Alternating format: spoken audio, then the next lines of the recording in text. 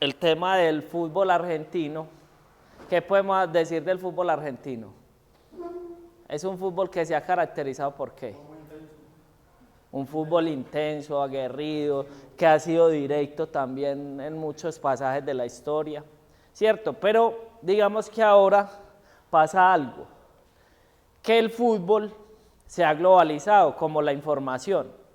Entonces, como el fútbol se globalizó, ya las escuelas del pensamiento no son o no se remiten directamente a un país.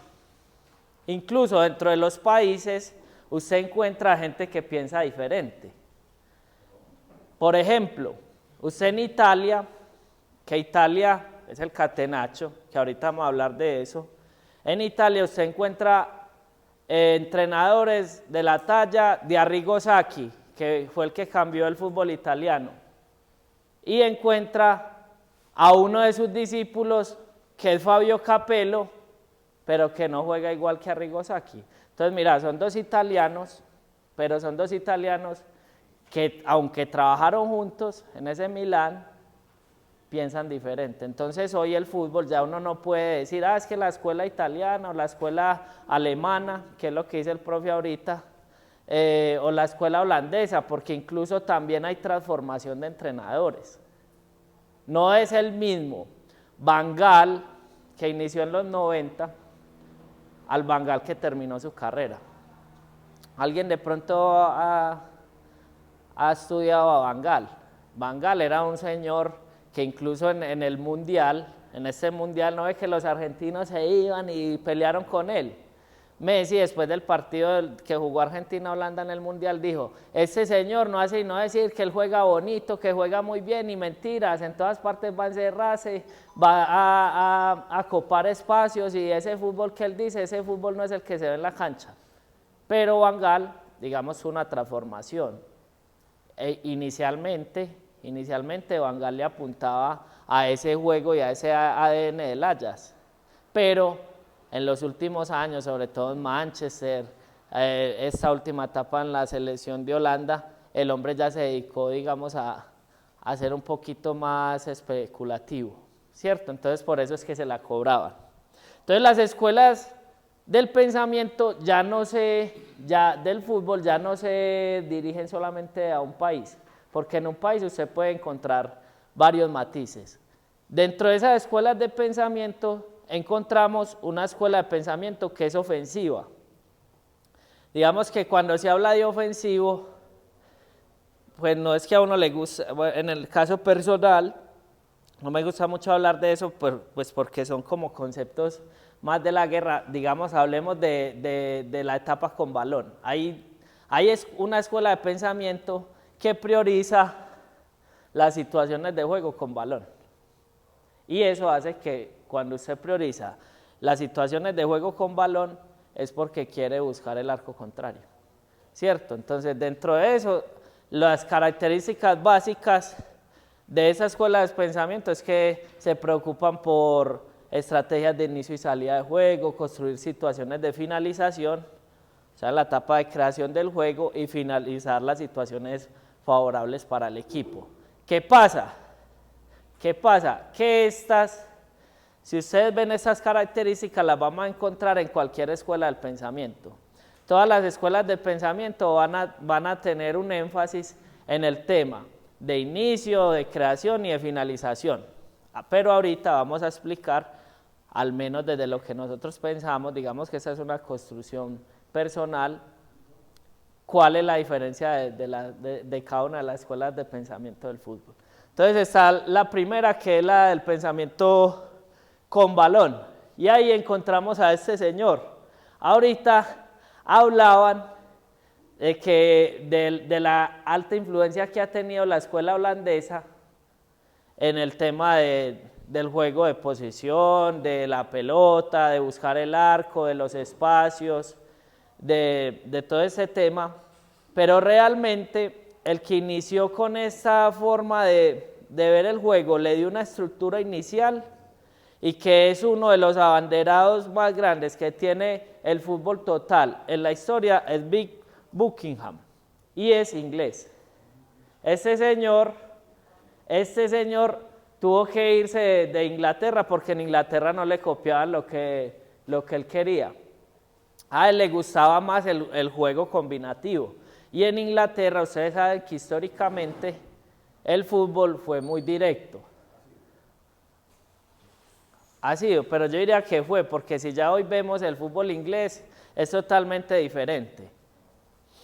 Este señor entonces se fue para el Ajax y ahí fue donde comenzó, digamos de alguna manera, la consolidación del fútbol total.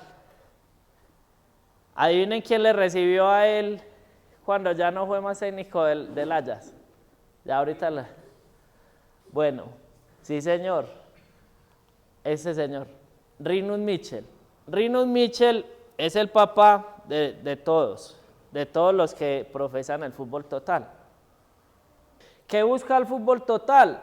Primero, tener una visión ofensiva, o sea, ir siempre a buscar el arco contrario, pero sobre todo la implicación de los 11 jugadores en la fase de juego que se dé. Entonces, si estamos atacando, los 11 somos ofensivos, y si estamos defendiendo, los 11 somos defensivos. Por eso, Rinus Michels, que fue, digamos, el que pudo de alguna manera ya consolidar más la estrategia, sobre todo en el Mundial del 74, donde se perdió la final, ellos ahí ya pudieron consolidar una estrategia de fútbol total, donde se vio, ya se empezó a ver que el fútbol se le dio un carácter mucho más ofensivo desde el ataque. Digamos que hasta esta época el fútbol apostaba mucho por el talento individual. Ustedes han visto, no sé, hemos visto todos, incluso en el desarrollo de la licencia, que cuando hablamos de historia del fútbol, el profesor Miguel Cavi nos mostraba los sistemas, y en los sistemas siempre se priorizaba, hasta estos años, el tema individual, ¿cierto? Entonces este señor, por ejemplo, Stefan Kovac, que es rumano, también hizo parte del Ajax y fue el que le recibió a Michels. Ellos se encargaron de consolidar esa propuesta, que es la que ha venido desarrollándose y la que nos ha traído hasta hoy. Ahorita vamos a ver el paso por algunos otros entrenadores, en el caso de César Luis Menotti. Y cuando hablamos de escuelas diferentes de un mismo país, ustedes deben recordar a César Luis Menotti, que quedó campeón con Argentina en el Mundial del 78. El profe es una escuela diferente a Bilardo. ¿Alguien de pronto sabe la diferencia entre los dos? Claro, el bilardismo era como el más potrero, el más maña, Ajá. el de equilibrio, de defender, y eso sí, el bilardismo priorizaba mucho el AVP, las acciones de Sí, señor. Y mientras que Menotti era más demostrativo, más colectivo, más Exacto.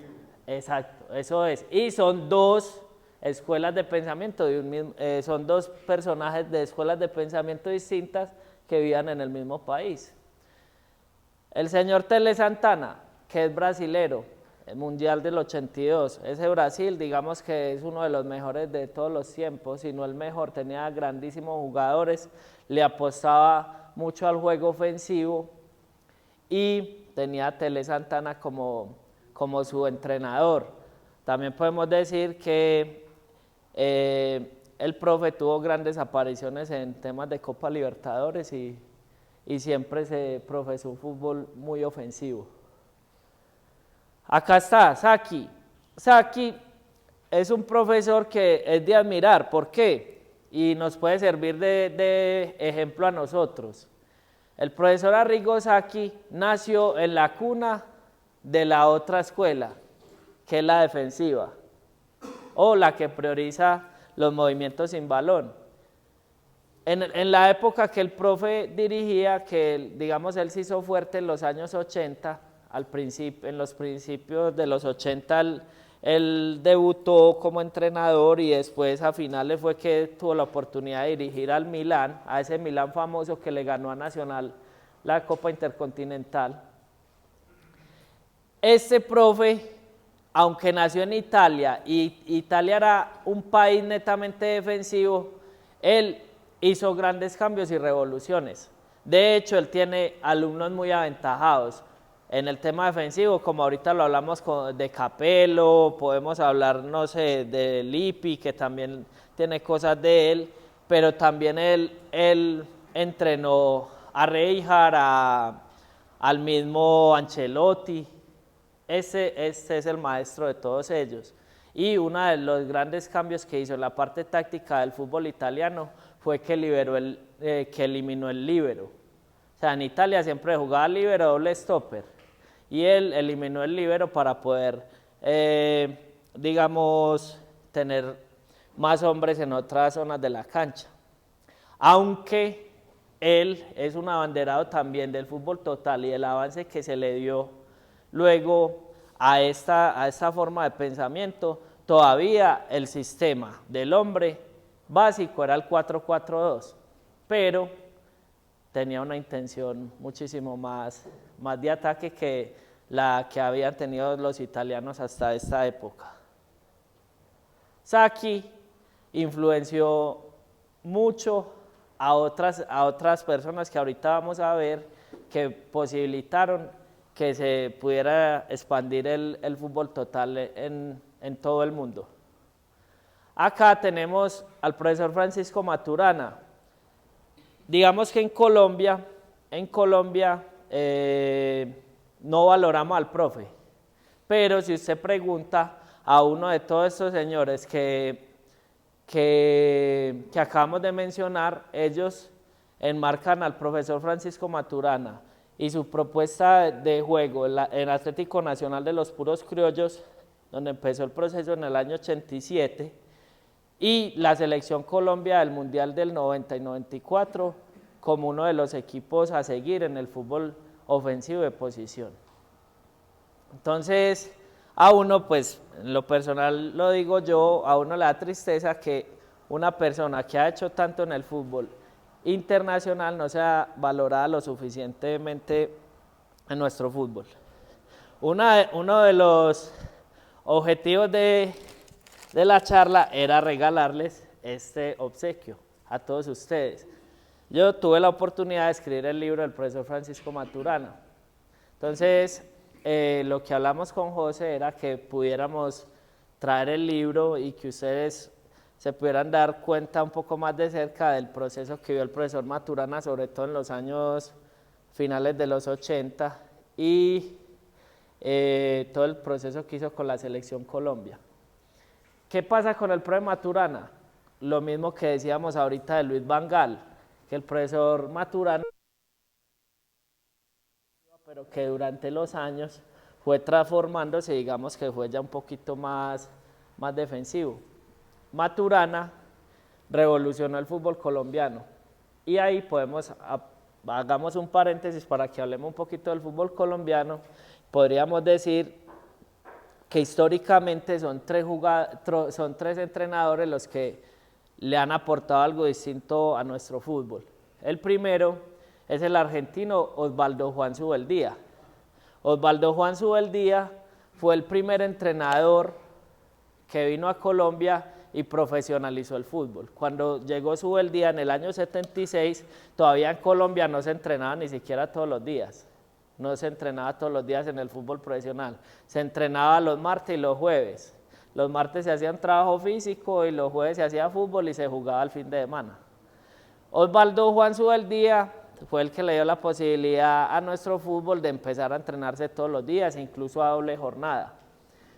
Después, digamos que Maturana nace de esa escuela, pero el entrenador que más influenció a Maturana fue Luis Cubillas, que también fue otro entrenador, de Atlético Nacional, y fue el que le dijo le sugirió que fuera entrenador. A partir de ahí entonces nace la historia de los Puros Criollos, donde Colombia sacaba ventaja a las demás selecciones porque prácticamente el equipo seleccionado era la base de un equipo del fútbol local que entrenaba todos los días. Entonces, les voy a hacer entrega de ese libro ahorita para que lo tengan. Dentro de una charla, no sé si ustedes vieron una charla que hizo Bielsa en Brasil como en el 2019, donde habló de los sistemas de juego. En esa charla, Bielsa dice que el equipo más representativo que él ha visto, ustedes saben que Bielsa es un estudioso del fútbol impresionante, el equipo más representativo que él ha visto en la historia del fútbol, del 4-2-2-2, es el del profesor Maturana en la selección Colombia del Mundial del 90. Ahorita hablamos de Arrigo Sacchi y ya mire cómo se van abriendo las vertientes en todo el mundo. ¿Alguien ha escuchado hablar de Frank? Wolfgang Frank. ¿No? Bueno, mire, eso también pasa en el fútbol, muchachos. En el fútbol pasa que solamente se habla del que gana, ¿cierto? Y el que figura, eso es normal. Pero en el fútbol hay gente muy importante que ha hecho modificaciones grandes que nadie conoce. Por ejemplo, este señor. Este señor es alemán y es la figura representativa más importante de Jürgen Klopp.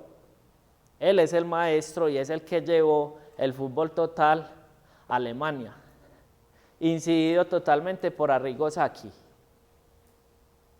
Después él tuvo la oportunidad de dirigir a Klopp en el Mainz y a partir de ahí se generó la escuela, influenció la escuela del fútbol total alemán y de ahí fue donde salieron los entrenadores de la nueva época alemana.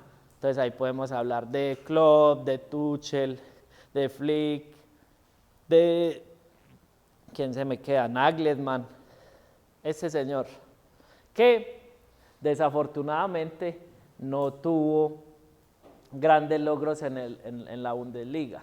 Él siempre dirigió, casi siempre dirigió en segunda división. Entonces ahorita, mira, ya llegamos donde Cruyff.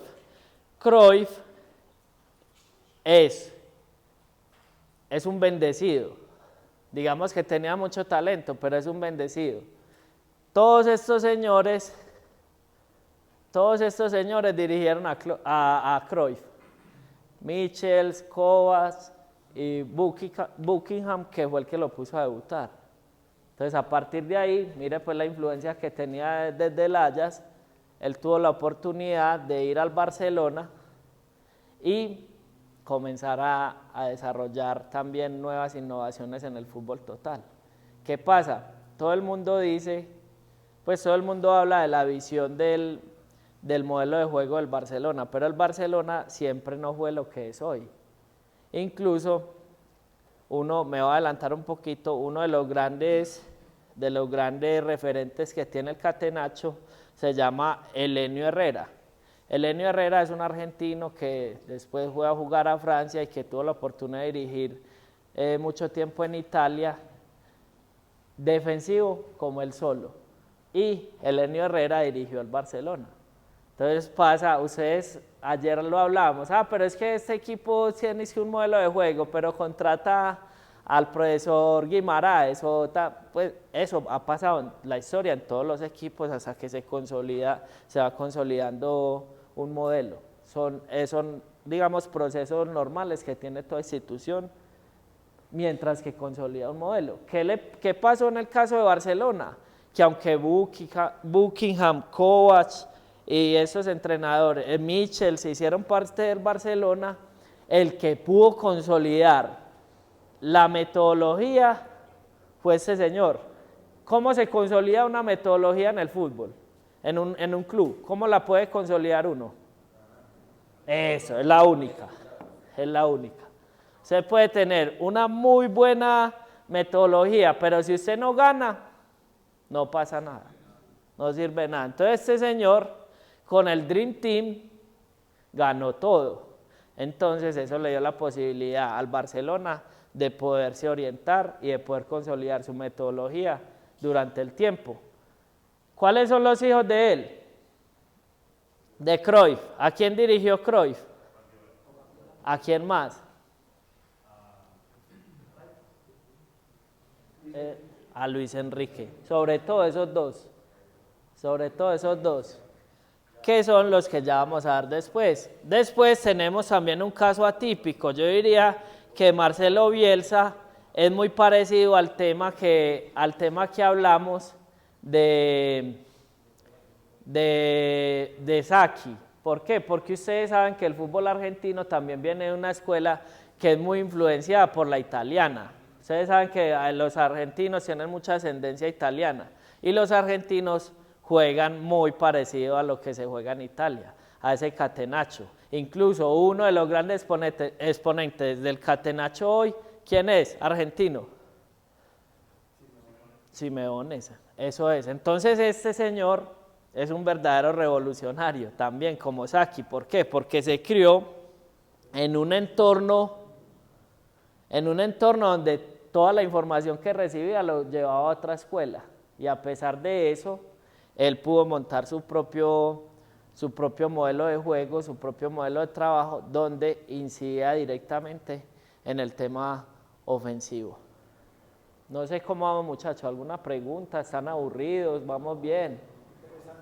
Porque es que como hablamos de historia y la historia, les decía, ahora es tan aburrida, entonces no me vayan a dormir.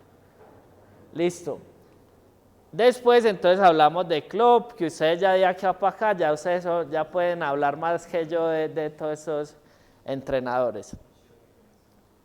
Klopp, que digamos que tiene, al principio Klopp no era un entrenador tan ofensivo, sino que era un entrenador más equilibrio, pero él fue, digamos que fue adaptando y fue innovando sobre su propia idea, lo que hizo en el Dortmund sobre todo, y ha llevado a que en el Liverpool sea, pues además de que tiene otro tipo de jugadores, pues pueda tener una propuesta muchísimo más ofensiva. Hansi Flick, que es entrenador desde hace rato, tuvo la oportunidad de dirigir al Bayern, ahora está en la selección alemana, también digamos que es de la misma escuela alemana de fútbol ofensivo. Guardiola, pues que todos ustedes saben los aportes que ha hecho grandes al fútbol. ¿Cuál es el aporte más grande que ha hecho Guardiola al fútbol?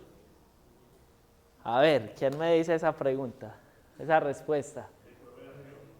Esa es, profesor, excelente.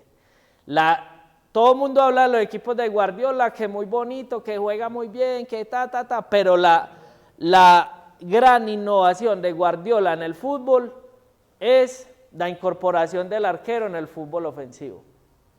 Él fue el primero que se arriesgó a que el arquero jugara. Dale, profe.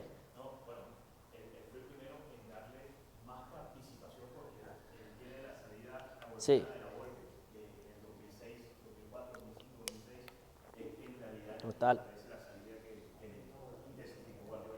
Exacto, pero esas son las palabras, profe. Lo que hizo Guardiola fue intensificar, darle más protagonismo al arquero en la salida y en el juego ofensivo, porque no es solo en la salida corta. Ustedes pueden ver videos, por ejemplo, no sé si vieron un gol de Agüero la otra vez que saque largo, eso. Entonces, digamos que es lo que hablábamos ayer también, el tema de las variantes. Si me están apretando en corto, pues entonces miro cómo busco una salida media o una salida larga. Listo. Está este señor. Sí. De pronto también como el caso de la alemán que mencionas ahorita, es muy parecido por ejemplo a Ligio, que ha sido muy importante.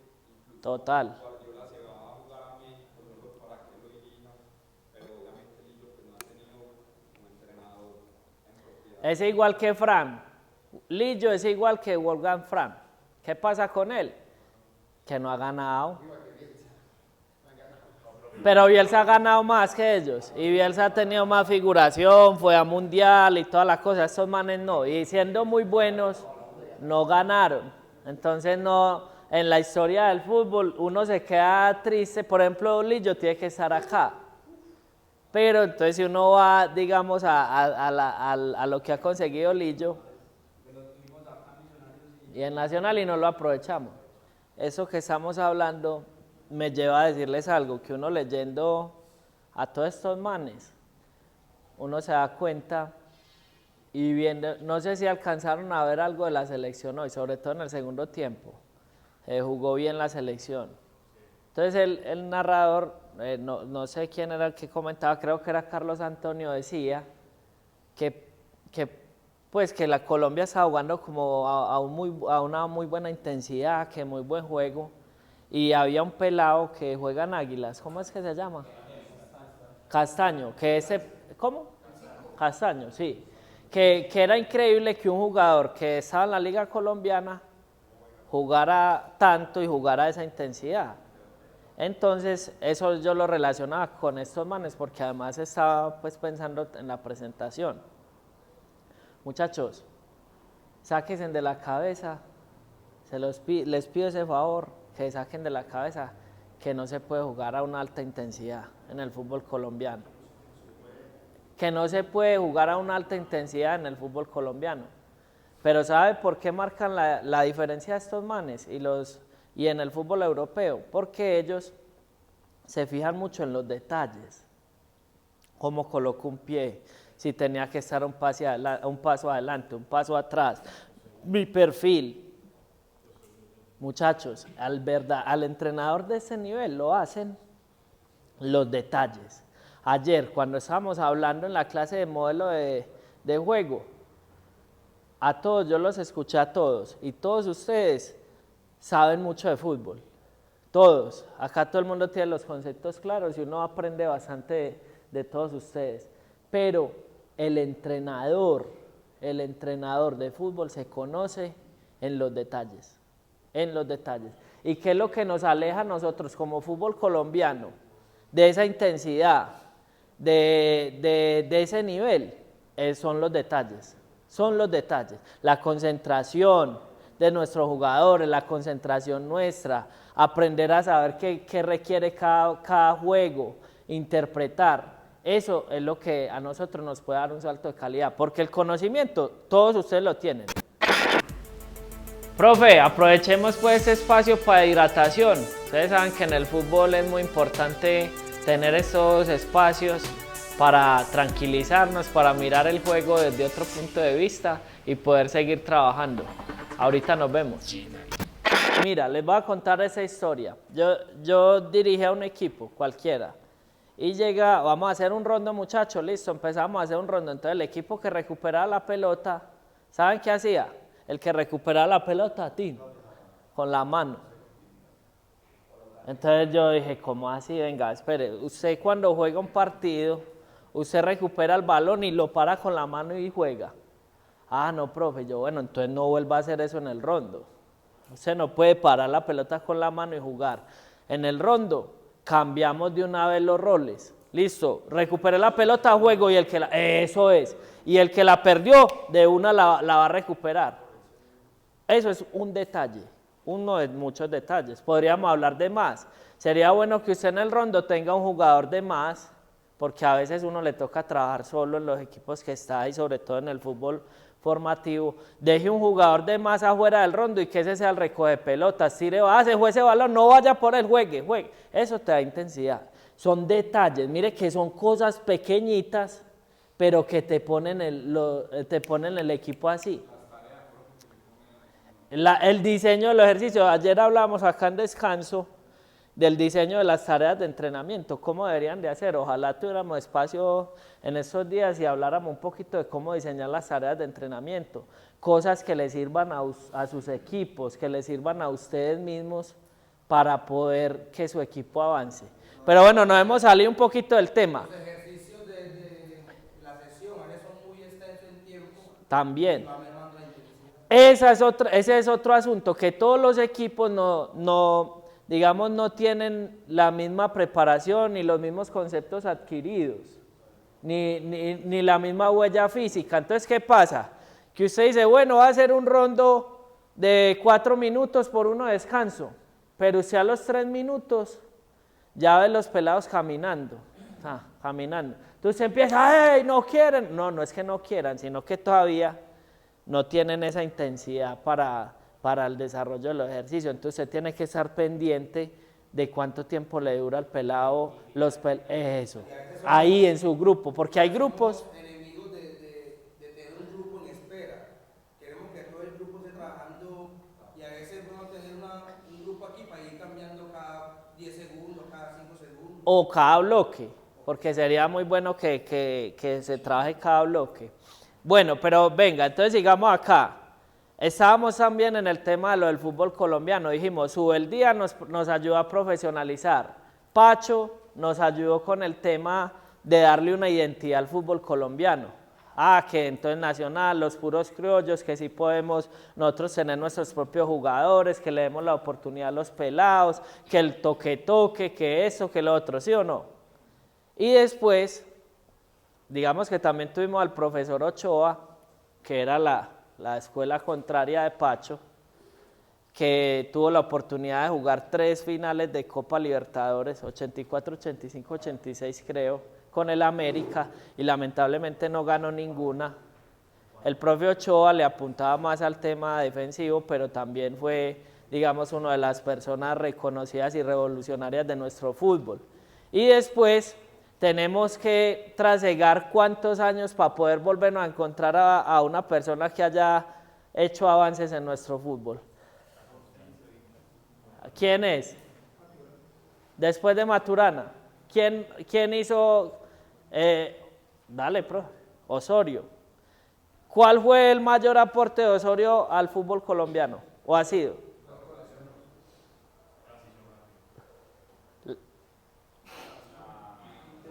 La intensidad, pero tiene que ver con eso, profe, con la intensidad. Digamos que con Maturana jugamos, empezamos a tener una identidad, pero Osorio fue el que nos ayudó a que la liga, sobre todo la liga local, pudiera crecer en tema de intensidad. Listo, avancemos por acá. Entonces tenemos a Guardiola, tenemos a Lowe. Digamos que él es discípulo del que ayudó a consolidar la estrategia del fútbol ofensivo en Alemania, que fue Jürgen Klinsmann. Cuando Klinsmann llega a esa selección alemana en 2006, él es el que empieza el proceso que los llevó a ser campeones en el 2014. Y de ahí entonces ya fue que se pudo consolidar la escuela con los entrenadores que antes mencionamos. Lamentablemente, mire, vuelve y dice uno, Klinsmann debía estar acá, pero a Klinsmann no le fue tan bien en la selección porque le tocó llegar a romper paradigmas, y luego cuando estuvo en el Bayern tampoco le fue bien. Y lo que la selección alemana en cuanto a juego y el Bayern en cuanto a juego, la evolución que ha tenido, tiene que ver mucho Klinsmann en eso. Acá está Luis Enrique, que ahorita hablamos de él, es uno de los alumnos aventajados también de Cruyff. Muchachos, mire, no sé si han leído esto. A partir de 1982, la Federación de Historia y Estadística de la FIFA empezó a nombrar el mejor entrenador de cada año, desde el 82. Casi todos los que hemos visto han sido mejores entrenadores después de esa época, pues hubo unos que fueron antes.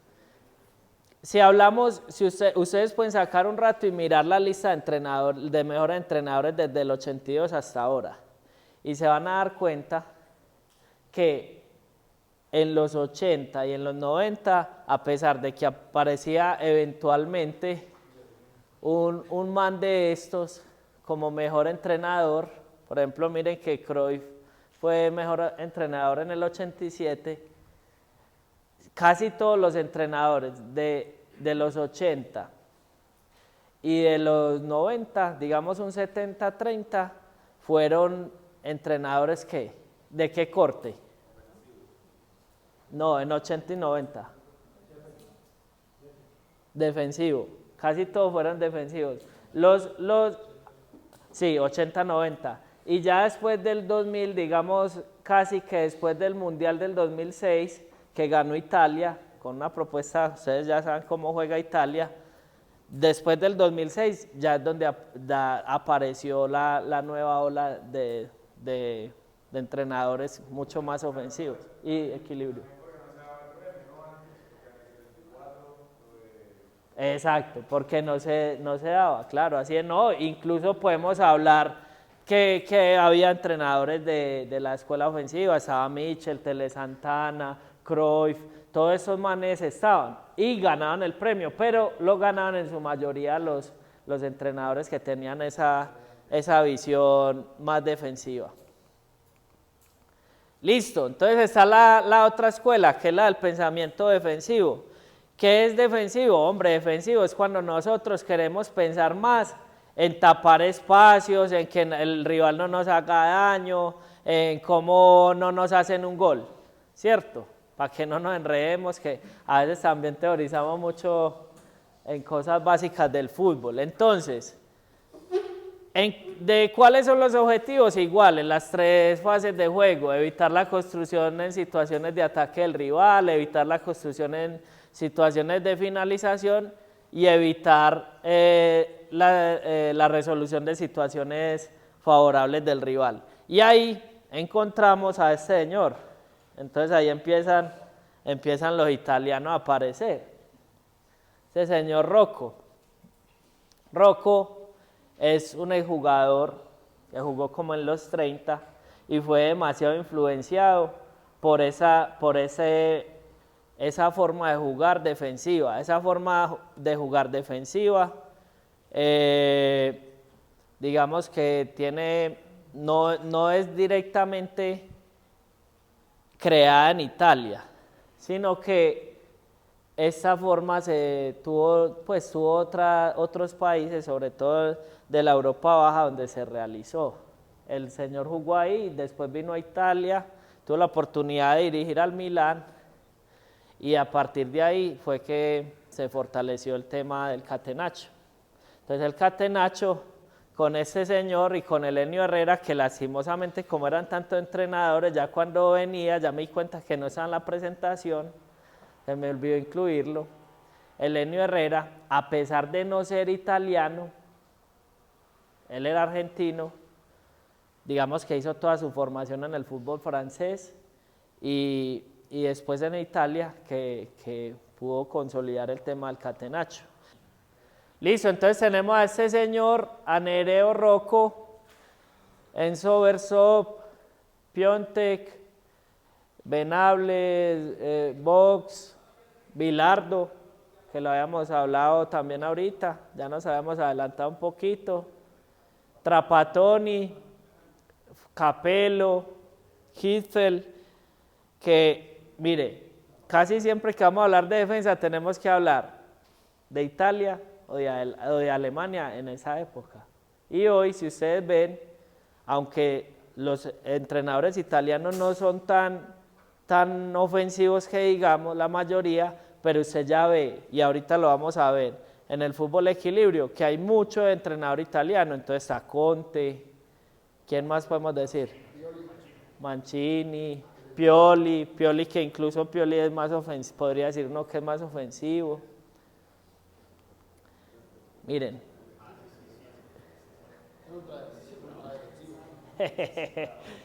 Lippi que quedó campeón en el 2006, él es el que quedó campeón con la selección. Y aún así con el éxito de esa historia. Pero a la de él. Y sabes qué, profe, también el Mónaco en el que jugaba James, el equipo era más de equilibrio. Aunque él fue de los primeros en Europa que puso a sufrir a James, que le decía que tenía que venir a hacer la línea de 4. Ese, pues digamos que es el papá de todos. También tuvo transformaciones en su juego, como decía el profe ayer, que digamos que Mourinho lo que hizo fue también, se habla en política, que muchas veces el líder que tiene un país es el que se hace a través de la construcción social. Y Mourinho yo también estoy de acuerdo con el profe, es una construcción social. Y digamos que nosotros lo vimos como un técnico defensivo netamente cuando Mourinho quiso contrarrestar el tema del Barcelona. pero digamos que Mourinho es un técnico más de equilibrio, es más equilibrio. Exacto, ese es equilibrio. Ajá. O sea, él ofensivo no es, pero tampoco es tan defensivo. Lo que pasa es que digamos que en la cúspide de su carrera se hizo ver como defensivo para poder contrarrestar lo que hacían los del frente. Entonces, por eso lo colocamos en esta denominación. Y eso era lo que también les queríamos decir en el tema de cuando hablamos acá. Esto no solo lo hacen estos equipos. Entonces, cuando un equipo que tiene la pelota y que le gusta ser ofensivo, ¿cuáles son los objetivos cuando yo no tengo el balón? Son los mismos. ¿Qué pasa? Que hay técnicos que priorizan situaciones de juego. Entonces, por eso es que se les cataloga dentro de una escuela o de otra. Acá entonces tenemos un dibujito donde hablamos de un equipo rojo que podríamos llamarlo de corte sin balón, que prioriza el tema sin balón. Ahí hablamos del cierre de espacios, el rojito, y el equipo azul, que es el que busca, digamos, tener más protagonismo en el juego a partir del dominio de la pelota. Eso es como los dos que acabamos de ver. Y el tercero es el equilibrio. Este equilibrio, el fútbol tiende a ir hacia acá. De hecho, hoy tenemos muchos entrenadores que juegan un fútbol de equilibrio, incluidos algunos de los que acabamos de mencionar.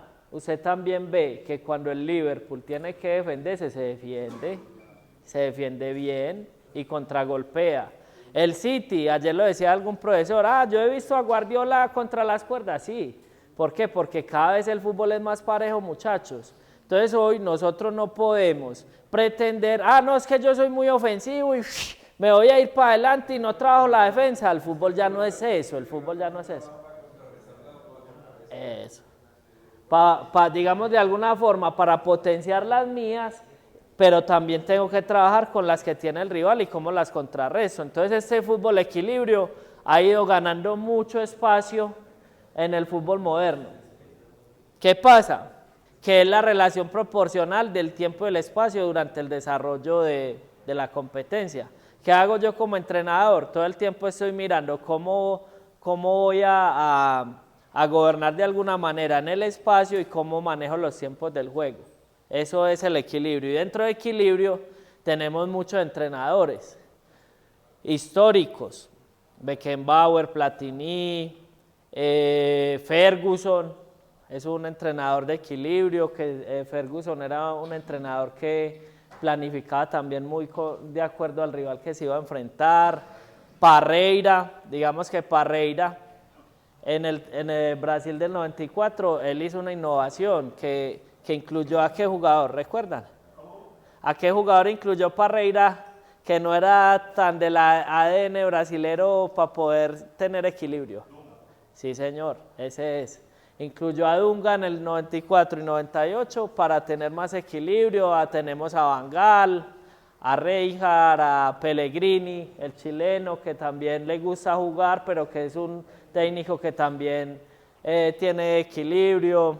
Bianchi, que ustedes a Bianchi, uno no puede considerar que Bianchi es netamente de esa escuela argentina defensiva, porque ustedes ven que Bianchi, cuando jugaba, sobre todo, cuando era entrenador sobre todo de Boca, que ganó todas esas Libertadores, Bianchi salía a jugarte. Él salía a jugar, sino que sabía en qué zona de la cancha te planteaba el partido. Entonces Bianchi es un entrenador de estos. Tenemos a Hiddink, a Ancelotti. Para mí el entrenador más destacado del fútbol de equilibrio es Ancelotti, porque él es como un camaleón, se te adapta a lo que sea. No solamente al rival, sino que es capaz de llegar a cualquier club y adaptarse a esa cultura del club y después adaptarse a los entornos a los que le corresponde trabajar. Del Bosque, ustedes saben que Del Bosque es de la escuela española, pero a Del Bosque le tocó como esa transición del fútbol español no sé si acá alguno recuerda el fútbol español antes de, porque es que el fútbol español es así ahora, pero antes no era así. El fútbol español era más de garra, más de jugar, y fue haciendo esa transición por el tema de la influencia sobre todo el juego del Barcelona. Entonces, Del Bosque es un técnico más equilibrio porque le tocó adaptarse también en el camino a los jugadores que tenía. Lo mismo que Luis Aragonés y Rafa Benítez. Sí, pues yo también pienso lo mismo de Rafa Benítez, pero él es de más equilibrio. Este para mí es un gran entrenador de equilibrio, Heynckes, que fue el entrenador del Bayern antes de Guardiola. Ahí está entonces, está Mancini, Zidane, que también es equilibrio, muy influenciado por Ancelotti. Ustedes saben que Ancelotti tuvo a Zidane en la Juventus y que después Zidane fue el asistente de Ancelotti en el Real Madrid. Entonces tiene mucha influencia él sobre Zidane. De Champs, no sé si ustedes vieron y alcanzaron a notar los planteamientos tácticos de Francia en el Mundial. De Champs es otro entrenador que se adapta totalmente a la idea de juego de tu rival. Lo mismo que Scaloni. Vimos a Argentina que jugó por momentos con 5 defensas, después jugaba con 2 líneas de 4, hacía de acuerdo a la situación del juego, se adaptó, y yo creo que esa fue una de las grandes virtudes que llevó a Argentina a quedar campeón. Y Conte. Muchachos, acá hay una ruta de gente. Hay una ruta de gente que hay que estudiar. Hay que estudiar. Entonces, ¿a qué nos lleva esta charla? Bueno, acá les mostramos el video de equilibrio. Un equipo que, ve la imagen, un equipo que prioriza el equilibrio, intenta siempre ganar esta zona del campo, que es la zona de creación, acumular mucha gente ahí. Cuando siente que pierde ventajas, entonces se defiende y obviamente pues se para acá para poder generar de alguna manera ventajas sobre estos espacios que se generan a la espalda de las líneas de presión rivales. Acá tenemos, bueno, entonces lo que les quería decir es sobre esta frase. Tenemos muchos entrenadores a los que hay que estudiar. Muchachos, de cada uno aprende. Y esa es la invitación, no se casen con ninguna escuela. Entonces diga, no, es que yo soy un entrenador ofensivo, entonces yo no voy a leer a Simeone, o yo no quiero saber nada de Lippi, o no quiero saber nada de Capello, porque a mí me gusta atacar. Muchachos, esos entrenadores siempre te van a dar ideas para que tu juego sea muchísimo más seguro. Y les voy a mostrar, por ejemplo, yo siempre ando con libros de entrenadores y de diferentes escuelas. ¿Por qué? Porque eso es lo que a vos te da ideas. Entonces, no es que vos vas a copiar todo lo que hay ahí, no, esa no es la idea. La idea es que vos puedas conocer todas las escuelas, aprender todas las escuelas, pero no te quedes con ninguna, porque la idea es que vos llegues a tu propio conocimiento. Y eso es lo que nos va a ayudar a nosotros a ser destacados en lo que hacemos. Por último, entonces tenemos acá, no sé cómo, bueno, por acá. Tenemos acá unos videitos de equipo ofensivo. No sé si recuerdan ese partido. ¿Recuerdan este partido? Bueno, entonces miren la disposición que tiene el Liverpool.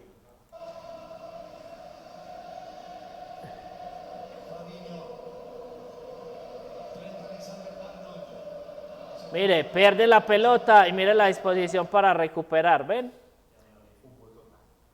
Y miren todos los jugadores que tienen en el campo rival. Están jugando contra el Barcelona, señores.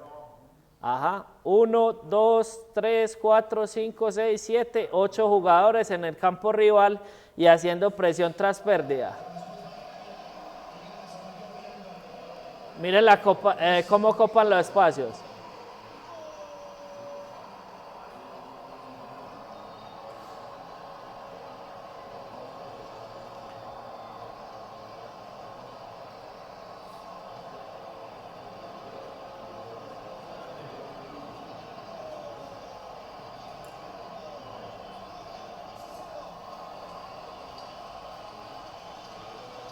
Miren, acá se ve mejor.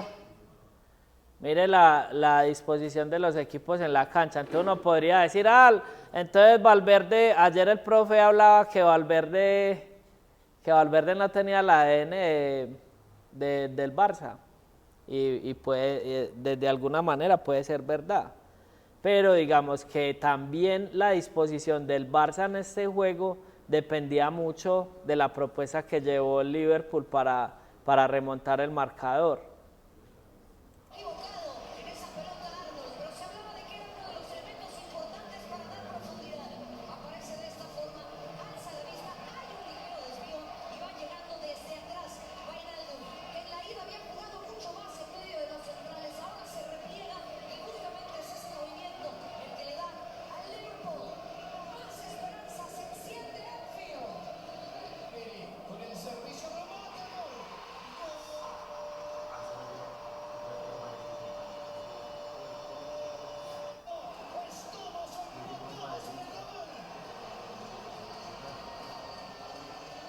Acá en la repetición ven, mire, toda la gente que el Liverpool mete en la fase ofensiva. Podemos contar 1, 2, 3, 4, 5, 6, 7, 8.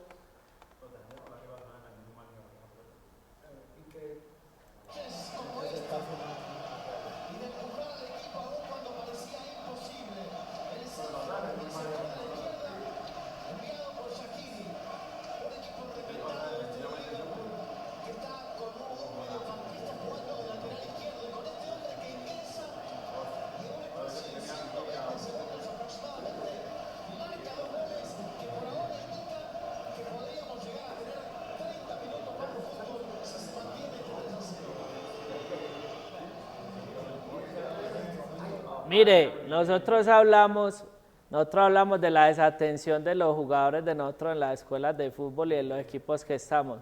Miren acá, mire lo que pasa con Arnold.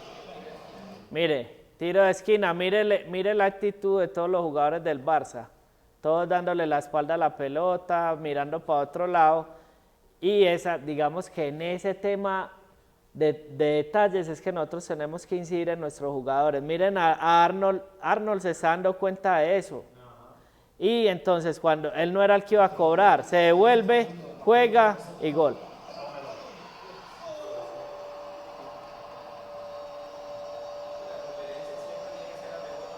Así es, profe. Bueno, ese es el tema ofensivo. En el tema defensivo, el clásico partido defensivo es este. ¿Quién me dice qué partido es este? Inter-Barça, ¿qué año? 2010, sí señores. Acá ven, el Inter hizo una línea, en ese partido al Inter le expulsaron a Van Gommel. Y entonces, sí, entonces Mourinho optó por hacer una línea de 6, 1, 2, 3, 4, 5, 6, un 6-3 y el arquero, 10. Ese es digamos que el partido en el que uno podría decir que Mourinho era defensivo, hacia el profe, no, vea, mire acá. Pero volvemos a lo mismo, mire, 1, 2, 3, 4, 5, 6, 7, 8. Sí. Y por el nivel también del Barcelona, volvemos a lo mismo. Y porque me expulsaron uno para acabar de ajustar. Acá está, mire. Entonces, eso. ¿Todo bien, José? Todo bien, José, gracias, papá. Entonces, mire, eso es lo que uno tiene que analizar. Acá tenemos al compañero que es de análisis. Lo que tiene que mirar es cuál es la prioridad del rival, cuál es la zona prioritaria del rival a defender.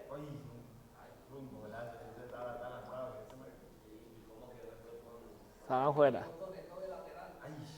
Sí, jugó con esto de lateral. ¿Cómo? Sí. Está bien. Y es un tema de equilibrio. Digamos que acá tenemos cuando el Real Madrid le remontó al Manchester City.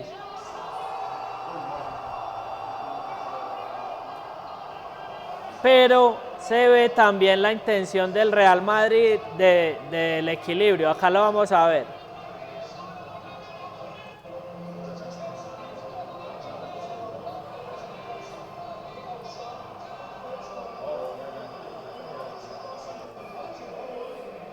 Miren acá ojo, acá todavía al Real Madrid le faltaba hacer un gol.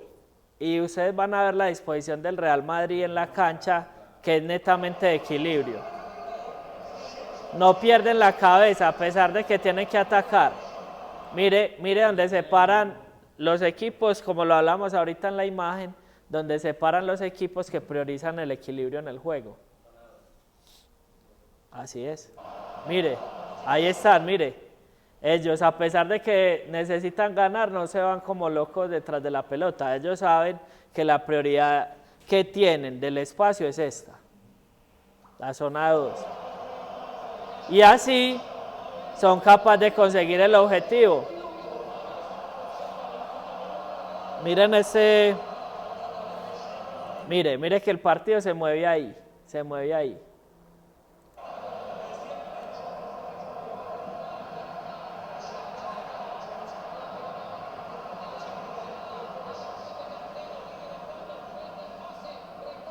Están atacando y miren, cuando marcamos los equilibrios, mire, 1, 2 jugadores esperando el rebote y 2 jugadores defendiendo así no tengan marca. Ven, ellos siempre, a pesar de que tenían que remontar, tienen que ganar el partido para poder clasificar, ellos siempre tienen el equilibrio en la cabeza, siempre quieren copar bien los espacios. Señor. Eso ya es una educación que tiene el equipo, es digamos como esa filosofía que hablamos ayer también.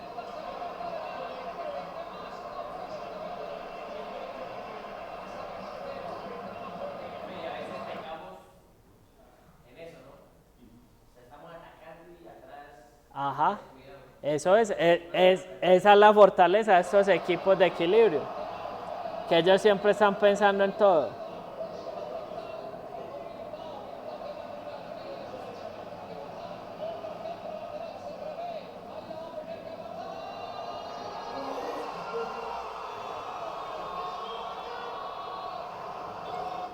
Muchachos, no sé si tienen alguna pregunta.